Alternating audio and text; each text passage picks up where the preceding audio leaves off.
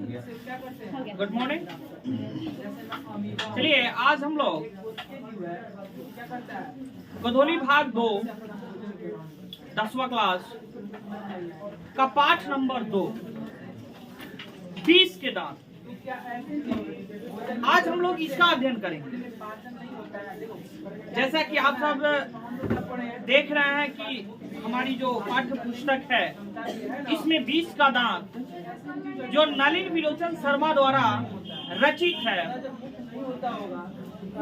यह एक कहानी है जो मध्य वर्ग समझ रहे हैं ना, मध्य वर्ग का हमारा तात्पर्य मीडियम क्लास के लोग जो ना तो गरीब है और न ही अमीर है, माने अपनी जीविका जो है वो आसानी से चला लेते हैं। और किसी भी वर्ग का 2 श्रेणी होता है। कौन श्रेणी? 2 श्रेणी होता है कोई भी वर्ग। यदि अगर हम कह रहे हैं, यहाँ देखिएगा मध्य वर्ग कह रहे हैं तो इसका 2 श्रेणी होगा। कौन सा श्रेणी? एक होगा उच्च श्रेणी और एक होगा नीच श्रेणी। ये 2 श्रेणी बनते हैं, ठीक है। उच्च श्रेणी का तात्पर्य मध्य वर्ग के से अब आगे निकलने का प्रयास कर रहा है और वह माने उसके पास जो है धन संपत्ति ज्यादा हो गया है, वो अब उच्च श्रेणी में बढ़ रहा है, वो अमीर बनने जा रहा है, उसके पास अपनी खासा संपत्ति है। और निम्न वर्ग का तात्पर्य हमारा उस वर्ग से है जो अभी माने गरीबी से थोड़ा उभर कर ऊपर आया है और अपनी जीविका आसानी से चला रहा है, मेहनत मशक्कत कर रहा है, बढ़ रहा है, वो किसी दूसरे पर निर्भर नहीं है, ठीक है ना। तो ये कहानी इन्हीं मध्य वर्ग के अंतर्गत 2 श्रेणियों पर आधारित है। और साथ ही साथ मैं आपको थोड़ा संक्षेप में ये भी बता दूं कि ये कहानी मोह, लोभ, प्रेम के छत्र छाया में पलने वाला एक पुत्र कैसे वो बिगड़ जाता है, इसको भी कहानी कहीं ना कहीं टच करती है। और साथ ही साथ सफेद पोशी के अंदर छिपा हुआ लिंग भेद जैसी कुप्रथा को भी उजागर करती है। तो आज हम 20 के दांत कहानी को पढ़ने से पूर्व हम लेखक के बारे में थोड़ा सा जानते हैं, लेखक परिचय करते हैं, फिर उसके बाद हम कहानी को पढ़ते हैं।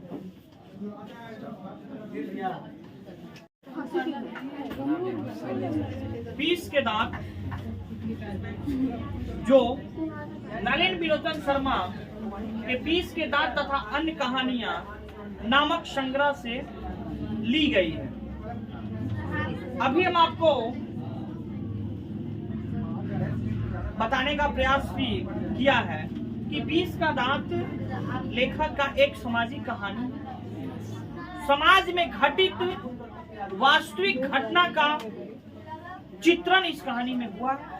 यह कहानी मध्य वर्ग की है और सबसे बड़ी बात यह है कि जो कहानीकार है वो हमारे बिहार राज्य की राजधानी पटना के रहने वाले हैं। कहानीकार के बारे में थोड़ा परिचय हम लोग करते हैं। नलिन विलोचन शर्मा जो प्रयोगवाद के माने रूप में, आरंभ के रूप में इनको जाना जाता है। अब आप कहिएगा सर प्रयोगवाद क्या है? नहीं, तो देखिए अनेक कालखंड में हिंदी को आगे बढ़ाने के अनेक प्रयास हमारे लेखकों, कवियों के द्वारा किया गया और हर काल की कुछ विशेषताएं रही है जिसके आधार पर रचनाओं को एक रूप निर्धारित की गई है। उसमें अनेकों कवियों के द्वारा, अनेकों रचनाकारों के द्वारा जो है उस मूल को अपनी रचनाओं में पिरोया गया। आप चलिएगा तो भट्टेंद्र युग का नाम आप लोग सुनेंगे। फिर छायावाद का नाम आया है।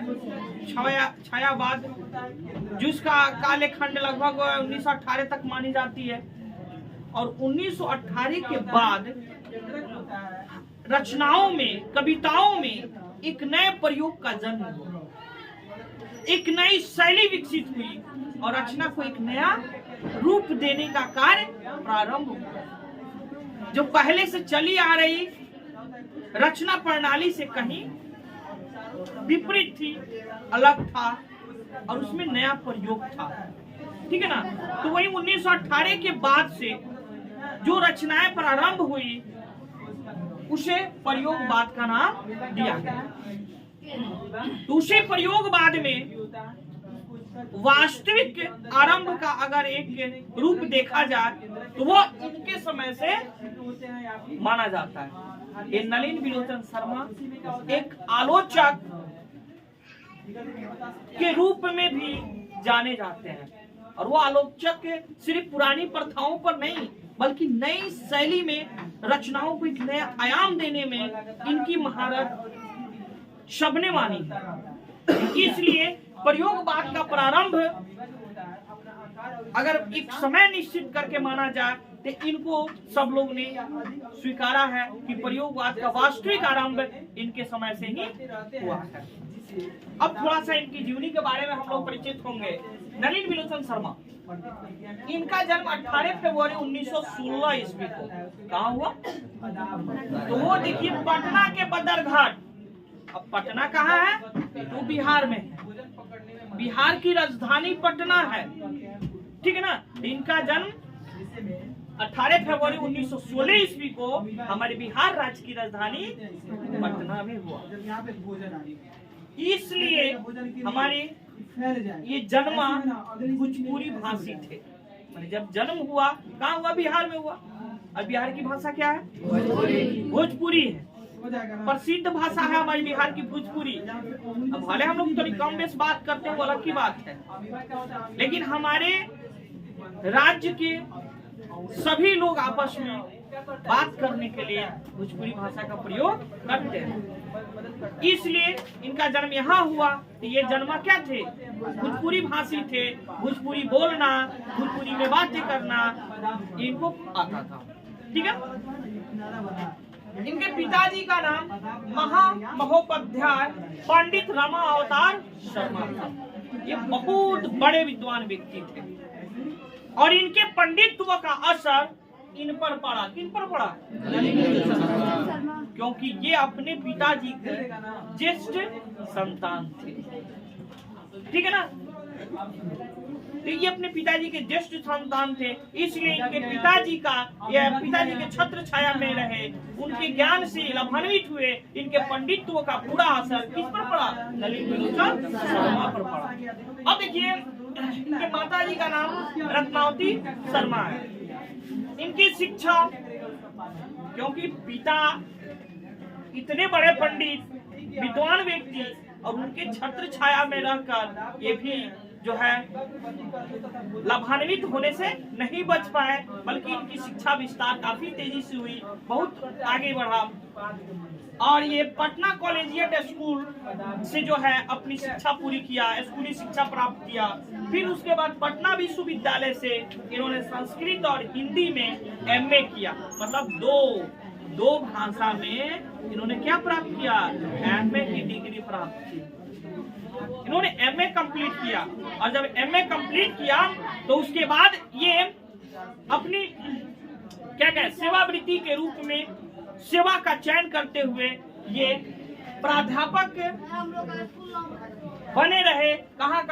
तो हर प्रसाद दास जैन कॉलेज आरा, रांची विश्वविद्यालय और अंत में पटना विश्वविद्यालय में अपना प्राध्यापक के पद पर बने रहे। इतना ही नहीं, मैं आपको बता दूं कि जो है 1959 ईस्वी में ये पटना विश्वविद्यालय के हिंदी विभाग के अध्यक्ष पद पर भी आसीन हुए, और इसी पद पर रहते हुए मतलब पद पर बने ही थे कि इनकी मृत्यु जो है 12 सितंबर 1961 ईस्वी को हो गए। तो आप समझ सकते हैं कि ये नलिन विलोचन शर्मा बिहार के एक राजधानी में जन्मे, लेकिन ये अपने कीर्तिमान को पूरे विश्व में स्थापित किया। प्रयोगवाद का आरंभ मानिए, यह एक आलोचक की नई शैली के रूप में आलोचनात्मक निबंधों का रचना करना इनकी सबसे बड़ी देन मानी जाती है।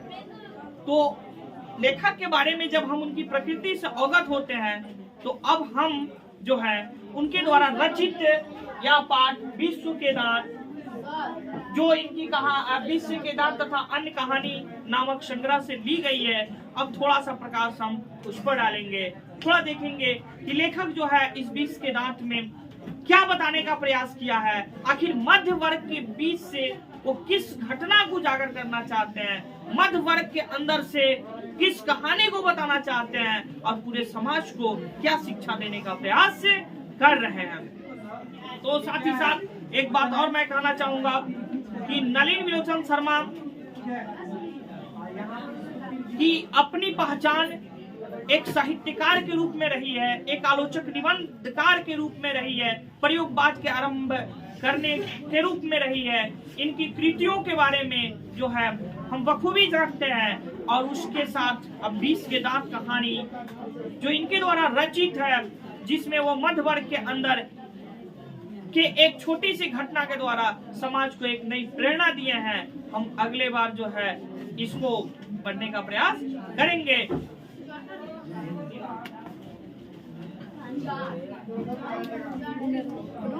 रोकना है।